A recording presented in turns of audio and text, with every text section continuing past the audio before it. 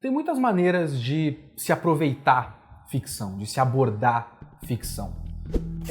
No caso de ficção narrativa, cinema, seriado de TV, literatura, quadrinhos, etc, etc, existe uma tendência da gente pensar muito na história, né, nas coisas que acontecem, nos personagens. Às vezes, a situação, por exemplo, de muita comédia. Comédia é uma coisa muito mais comum você aproveitar por conta dos personagens serem carismáticos, engraçados e fazerem piadas interessantes, a interação deles ser interessante. Tem vezes que eu gosto de certas coisas puramente pela forma, puramente por como o autor, os autores, o grupo de pessoas escolheu contar aquela história. Por exemplo, eu gosto muito, eu li pouco, eu li 2 livros só, mas eu gosto muito do Kurt Vonnegut. Eu li Cama de Gato e Timequake. E são livros que eu não tô nem aí pra história, eu não tô nem aí pros personagens, não é essa a questão. É menos a história e os personagens e mais o que o autor tem a dizer, porque toda a história e os personagens são receptáculos apenas, são caminhos, são conduítes para ele dizer coisas, e como ele diz essas coisas. A maneira como ele estrutura o livro inteiro e a maneira como ele estrutura os parágrafos, como ele cria frases, como ele brinca com o texto. Gridman é muito parecido com isso pra mim. SSSS.Gridman é um anime que terminou no ano passado. Eu coloquei na minha lista de melhores do ano para mim. Você pode ver a lista aqui. Ele tá na 3ª colocação pra mim. Eu gostei mais de Lupin e mais de Devilman Crybaby, mas mesmo assim ele tá lá, menos pelos personagens ou pela trama e até menos por uma mensagem, porque ele não tá falando nada tão profundo sobre a vida ou sobre a sociedade japonesa, ou seja lá o que for. Mas mais por conta da maneira como ele conduz a narrativa, como ele nos conduz na narrativa, e também pela maravilhosa direção e todas as escolhas estéticas e de edição e de ritmo e de trilha sonora. É tudo maravilhoso, é uma das melhores coisas que eu vi nos últimos anos nesses aspectos. Teve coisas que me tocaram mais, como Devilman Crybaby, coisas que me divertiram mais, como Lupin, como Pop Team Epic, que tá na minha lista também. Mas esse é um que eu assistia impressionado. Caralho, da hora. Foda. E o episódio final de Gridman foi exatamente isso. Eu não fiquei tocado, eu não fiquei emocionado, mas eu falei, pô, os caras fizeram. Os caras fizeram isso aí. Isso aí que eles fizeram é muito da hora. Que bom que eles fizeram e que bom que isso existe. O que é SSSS.Gridman? Por que essa porra desse nome? O que são esses SSSSSSSSSSSSSS? Vamos lá. Gridman é um tokusatsu dos anos 90, se eu não me engano. É da Tsuburaya, a mesma empresa que faz o Ultraman. Gridman é muito parecido com o Ultraman. Só que, se eu não me engano, Gridman, em vez de ficar gigante no mundo real, ele fica gigante numa cidade na internet, dentro dos computadores. Eu acho que é uma coisa assim. Depois ele foi adaptado pra um Power Ranger, digamos assim, tipo VR Troopers e tal. Os americanos colocaram atores americanos e refizeram a trama, e eles chamaram de Superhuman Samurai Cyber Squad. Tudo com S, inclusive o Cyber, né? E esse SSSSSSS Gridman é por causa disso. Esse SSSS é Superhuman Samurai Cyber Squad.Gridman. Ele é feito pelo Estúdio Trigger, e o pessoal do Estúdio Trigger já tinha tentado, não exatamente tentado, né? Já tinha experimentado com Gridman se eu não me engano, no Animators Expo, que é, se eu não me engano mais uma vez, uma exposição do Hideaki Anno, o diretor e criador do Evangelion, pra dar a chance pra novos animadores tentarem alguma loucura e tipo, não, faz um bagulho que você sempre quis fazer num curta-metragem e vai, assim. Tem muitas coisas interessantes, já saiu aquele Mi, acho que ou é 3 vezes Mi. Eu acho que saiu do mesmo. Tem um Evangelho em computação gráfica, que é muito bonito, eu gosto bastante. E tem um curta-metragem desse mesmo pessoal que fez o Gridman, chamado Boys Invent Great Hero, se eu não me engano. Que se passa literalmente na história do Gridman original, acho que uns anos no futuro, um personagem do Gridman, desenharam ele parecido, se eu não me engano é um bagulho assim.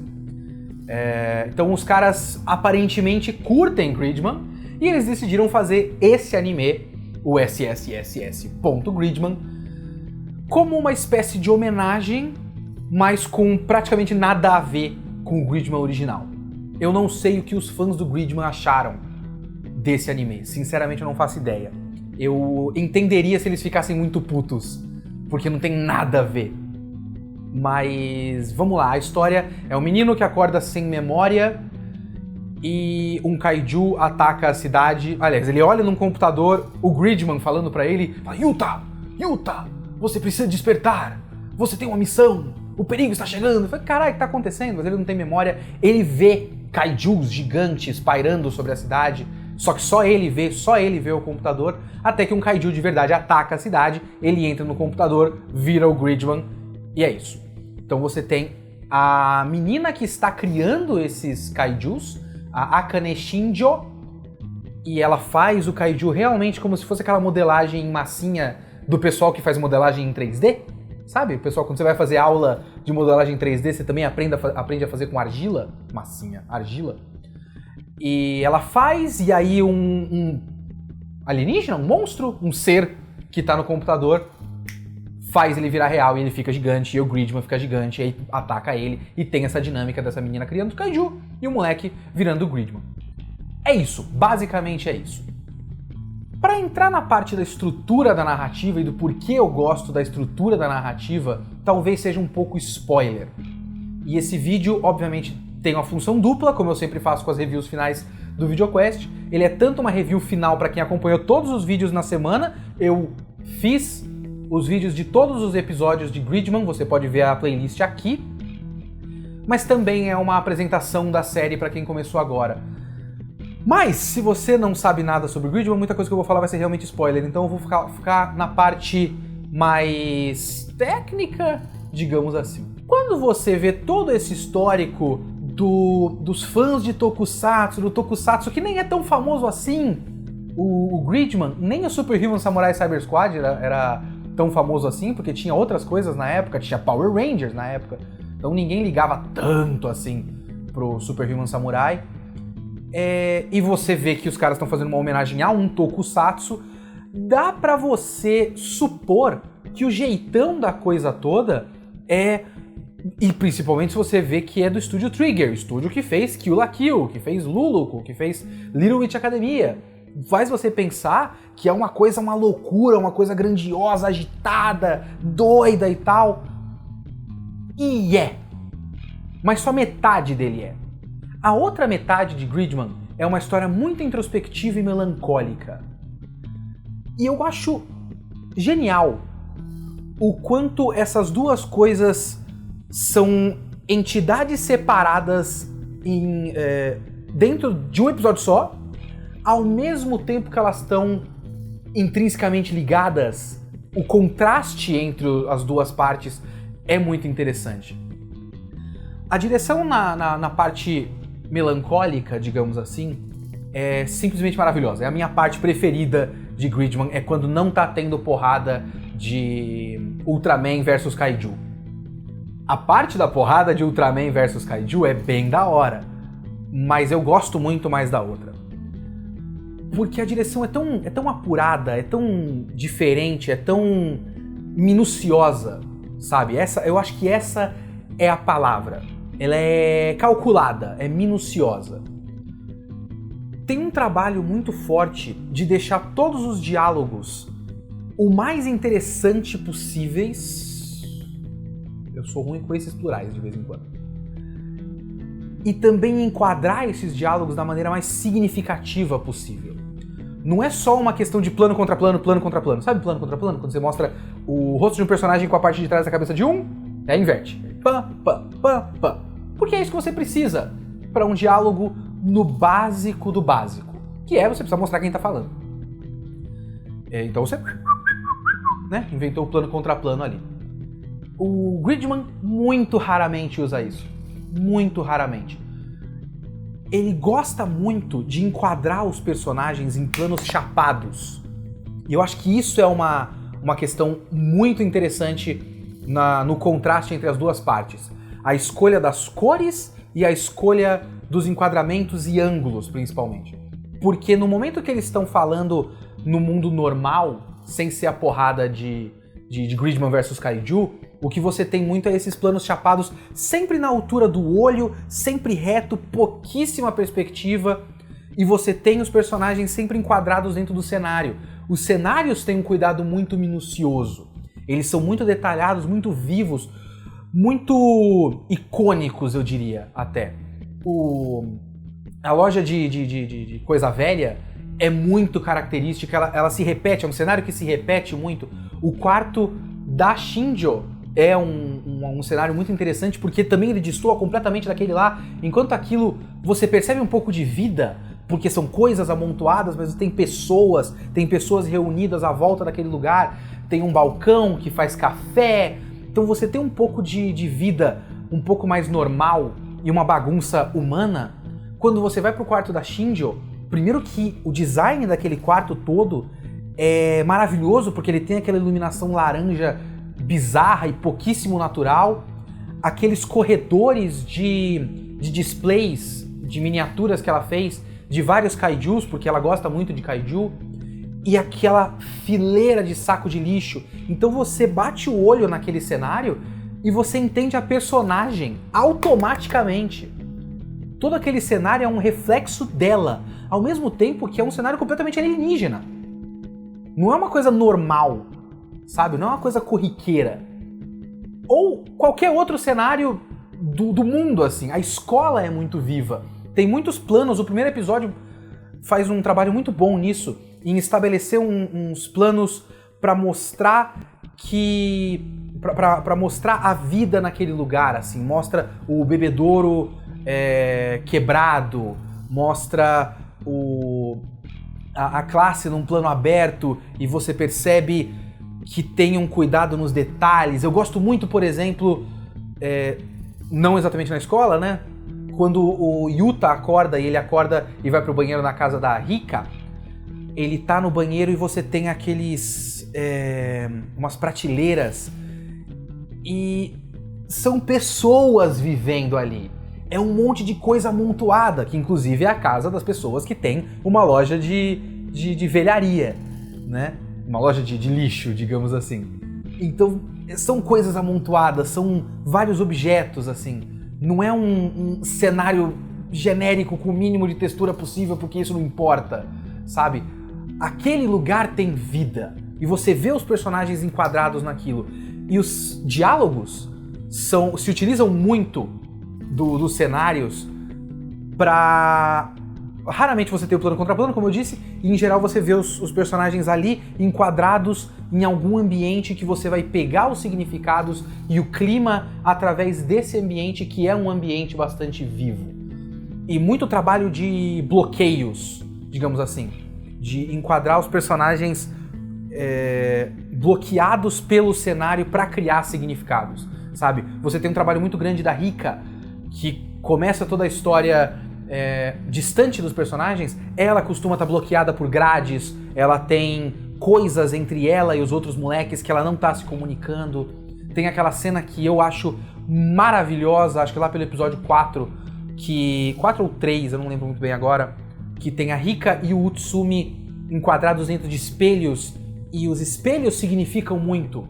Você tem um cara num espelho arredondado, sem moldura, e uma menina num espelho quadrado com moldura. Ela tá muito mais fechada do que ele. Um espelho redondo sem moldura denota uma vontade de sair, enquanto o dela denota uma vontade de se trancar. Ou então, mais pra frente, quando tem um diálogo do Yuta com a Shinjo, e eles estão bloqueados pelo cenário por túmulos, e é um bloqueio muito absurdo, que 70% a 80% da tela é uma barreira branca, preta, entre eles, e eles estão muito no cantinho, assim. E é tudo muito inteligente, a maneira como enquadra os personagens é sempre muito inteligente. E as cores são um pouco mais lavadas, Então, você tem também, por exemplo, a questão da névoa, porque a névoa cria um ambiente estranho, ao mesmo tempo que ele também é importantíssimo para a trama. Ele é um detalhe de construção de mundo que faz com que a gente sinta o que os personagens estão sentindo naquele mundo. Andar pelas ruas de noite ou de tarde, no entardecer, é sempre esquisito porque a névoa é muito espessa e a névoa não se dispersa. Tal. Então, é tudo muito inteligente nessa parte, mas quando a gente parte para a fase da porradaria de Ultraman contra Kaiju, é completamente diferente. O clima é completamente diferente. Porque as cores são muito mais vivas, o cenário se movimenta, você tem movimentos muito velozes e bruscos, os ângulos são sempre em perspectiva forçada, assim, sempre, boa parte das vezes, por baixo, sempre com aquela tentativa de fazer a escala de tamanho, né, pra você sentir a escala do tamanho dos personagens. Obviamente o contraste com o tamanho dos prédios, mas sempre também as linhas de eletricidade dos postes, para você ter aquela questão da distância, da escala e da perspectiva. Mas um detalhe que eu acho muito interessante, que eu não tinha lembrado, eu tava revendo o primeiro episódio para pegar uns detalhes, que tem uma cena que é muito inteligente, que é muito legal. Que é, a gente abre a série com cerca de 10, 15 minutos só daquela melancolia chapada que eu tinha falado, certo? Aqueles ângulos retos, assim, à altura dos olhos e tal. Aí o Kaiju é criado e surge na cidade. Assim que ele surge, o moleque, o Yuta, que vai se tornar o Gridman, ele sente uma faísca no pulso, que é onde vai ter o transformador dele, onde faz o Henshin. E nesse momento, a direção é completamente diferente. Só nesse momento, porque ele vai transformar daqui a uns 2 minutos depois disso, mais ou menos. 1 minuto, 2 minutos depois disso. Naquele momento, tem uma perspectiva forçada absurda, assim, de baixo pra cima, e um zoom esquisitaço do pulso até o rosto dele.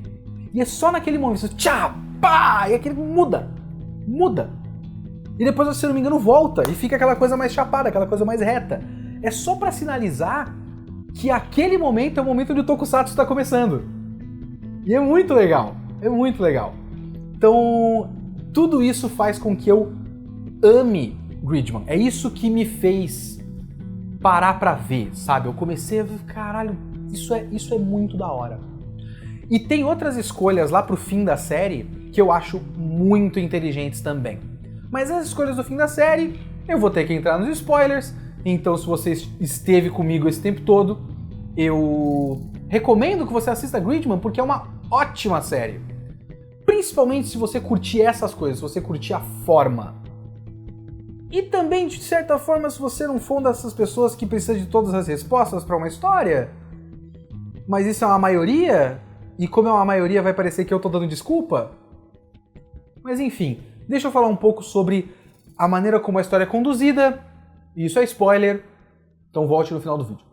Tem uma coisa que eu reparei quando eu tava reassistindo o primeiro episódio que eu não tinha lembrado, porque ele acontece em 1 minuto do episódio 1 e depois milhões de coisas acontecem no episódio 1.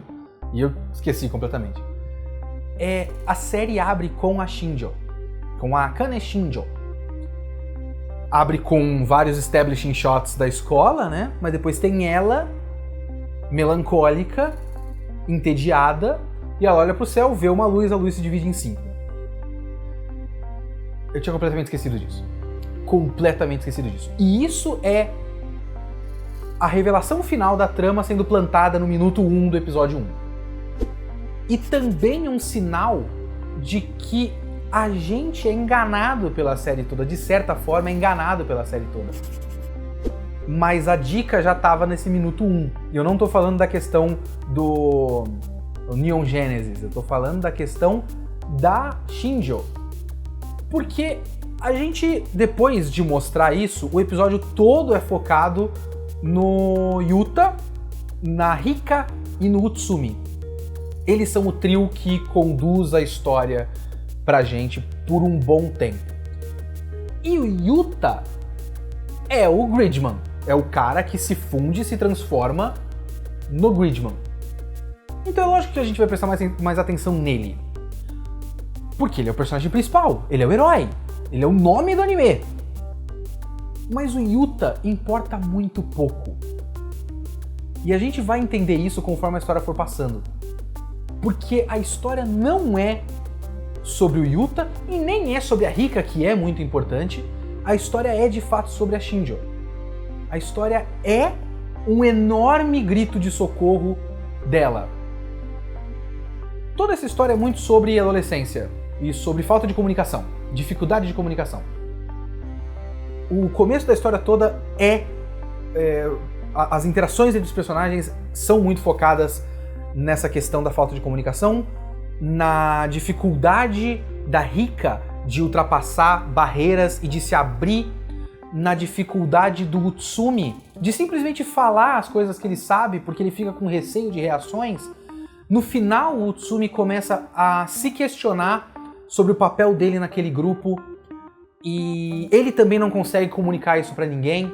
Então você tem essa questão da marginalização, da exclusão, da falta de comunicação, da adolescência e da dificuldade de se lidar com relações sociais. E esse é o cerne da personagem da Shinjo. Tudo que ela faz é por conta disso, é por conta da dificuldade dela de lidar com o mínimo do mínimo. E conforme a gente vai avançando nessa história, primeiro a gente tem a introdução do Anti, que é um personagem fascinante porque ele começa apenas como uma representação palpável de todo o ódio da Rika, o ódio incontrolado e incontrolável da Rika, mas ele vai, conforme o tempo vai passando, se transformando num ser independente, ao ponto de ele deixar de ser um kaiju, literalmente criado pelas mãos da Rika, e se tornar um personagem, se tornando literalmente um humano, e um herói, e um Gridman. E isso é muito legal. O caminho dele é muito interessante, e o caminho da gente ir percebendo que a Akane Shinjo, ela não é a antagonista, a vilã distante. Ela começa distante.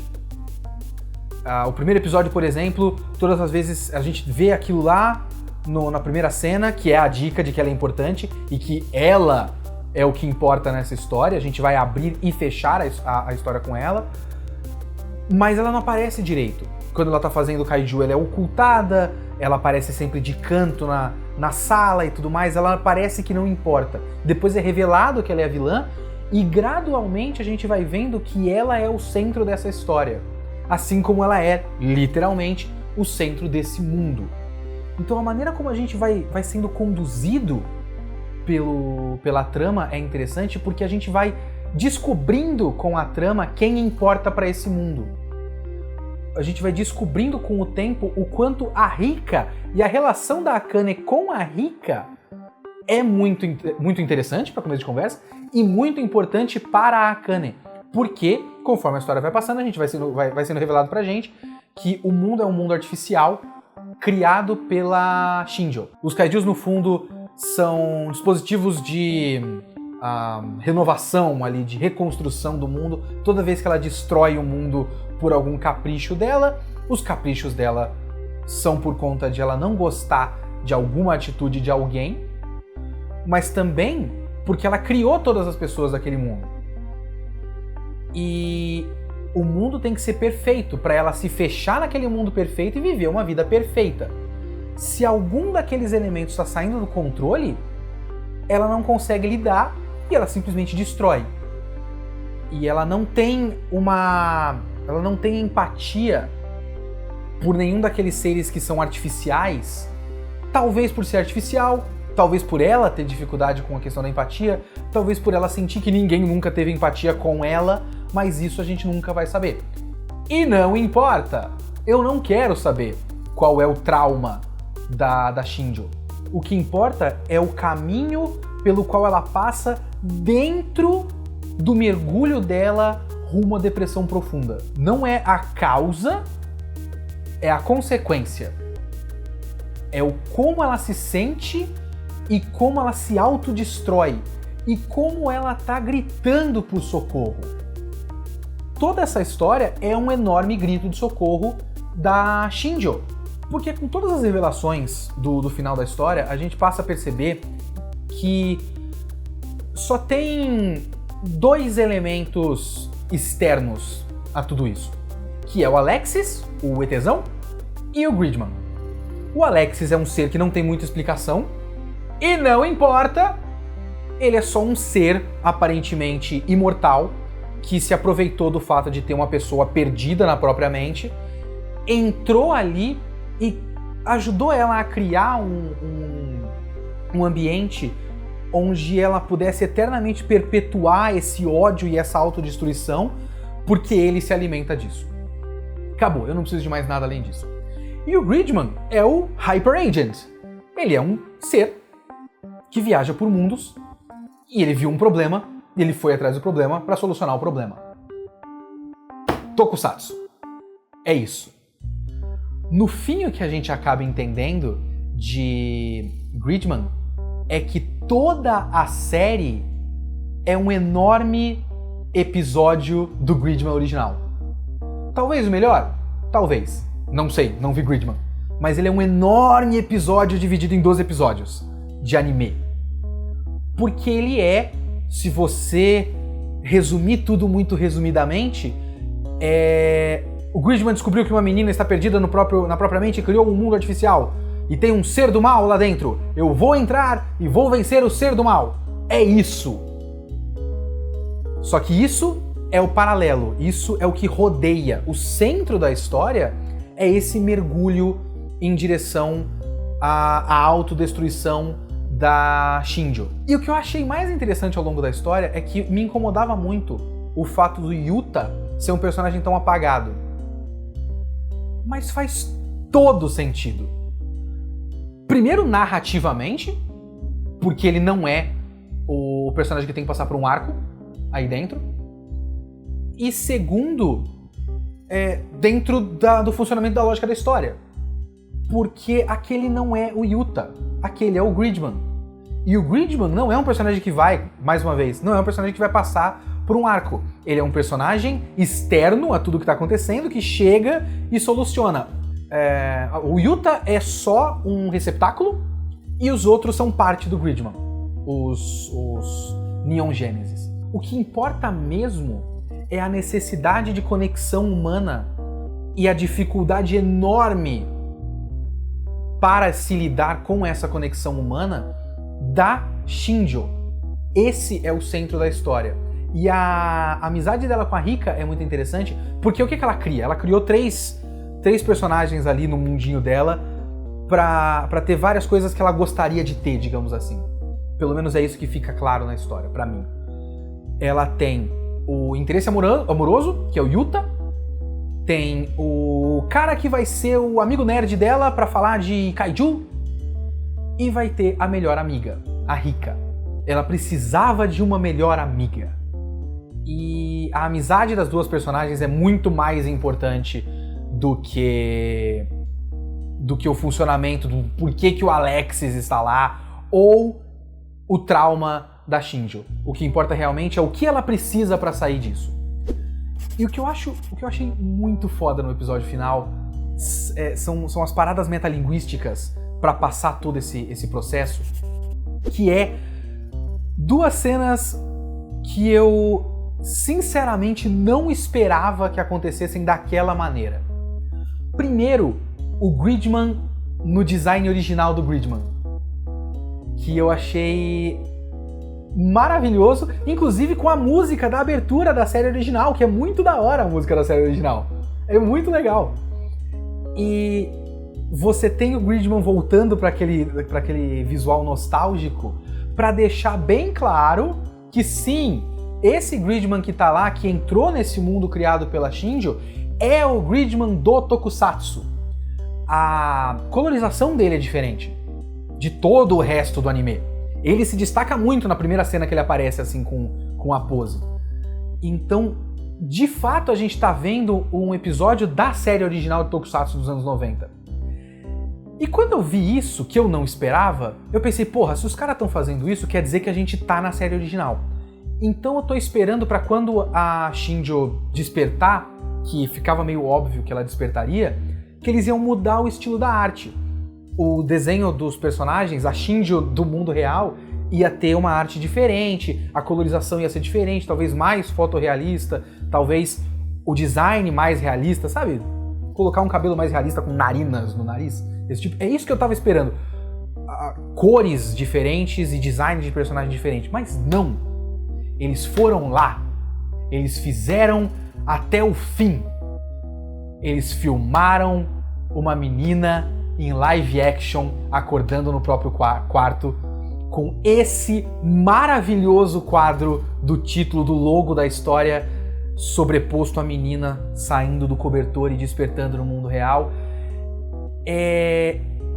Assim, não que seja totalmente inesperado, ou que não faça sentido, não que eu olhei para aquilo e fiquei completamente besta porque eles fizeram algo. Não é essa a questão. A questão é a dedicação.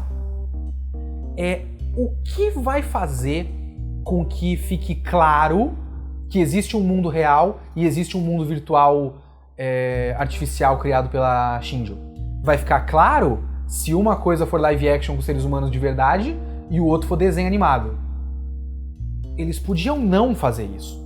Eles podiam só, como eu falei, ir pela rota preguiçosa, porém mais ou menos clara, que é mudar o estilo da arte. Aqui o mundo real é completamente diferente. Mas não, eles foram até o fim. E eu fico muito feliz que eles foram até o fim. E é isso que eu tiro de Gridman, sabe? O que eu tiro de Gridman é que é um projeto claramente feito com paixão, com vontade de fazer. O cara pegou o tokusatsu que ninguém liga de verdade, fez uma série muito bem produzida e fez todo o possível para passar todas as sensações possíveis em cada frame, em cada momento, sabe? Gridman não é uma série inteligente por trabalhar com conceitos complexos, não vai fazer uma explicação do gato de Schrödinger pela 17ª milionésima vez na ficção. É uma série inteligente pela maneira com que ela deixa tudo muito claro e com a maneira como ela dramatiza a história. Ela é muito inteligente como forma, e forma é conteúdo. Então, Gridman é, como eu já citei, um dos melhores animes que eu assisti no ano de 2018. Eu espero ter explicado o suficiente por que eu gosto de Gridman e por que eu acho que você deveria assistir. Rolou todo um backlash, digamos assim, de Gridman não é tudo isso, mas eu não sei se era só pessoas rebatendo a minha paixão por Gridman, que é uma coisa que acontece bastante, as pessoas reclamam que eu só falo mal de anime e quando eu falo bem, nem é tudo isso, Kitsune. Então eu não sei o que vocês querem da vida. Mas enfim, eu espero ter explicado por que Gridman é muito legal. Eu quero agradecer os padrinhos do VideoQuest, porque rolou muita discussão no grupo dos padrinhos e as discussões dos padrinhos sempre me ajudaram a ver mais sobre Gridman, porque um pessoal ficou obcecado pelo negócio lá. E eu agradeço muito a todos os padrinhos. Seja um você também, você pode me ajudar e não ganhar nada com isso, porque na verdade quem vai ganhar sou eu, porque você que vai estar pagando, então talvez você não ganhe muito. Não vale a pena no fim das contas. Não pense muito sobre isso. Tchau!